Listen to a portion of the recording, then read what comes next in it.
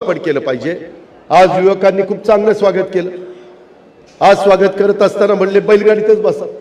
अरे म्हणलं बैलगाडी माझ्या आजोबाच्या काळात होती, माझ्या बापाच्या काळात होती, आमच्या काळात थोडी आम्ही चालवली, नंतर ट्रॅक्टर आला। ती बैलगाडी पुन्हा माग कुठे घेऊन चालला? नाही नाही, आता बैलगाडीतच बसा। म्हणलं शहाण्यांनो, मी बसलो नाही। ते का बसलो नाही? तुमचा कुठेतरी तुम्हाला नाराज करायचं म्हणून मी बसलो नाही असं नाही। ती बैल तर अशी जोरात खिल्लार होती, काही विचारताच सोय नाही। आणि वरनं त्या जेसीबी मधनं फुलं, ती फुलं बैलावर पडली, बैल बिथरला असतं तर काय झालं असतं?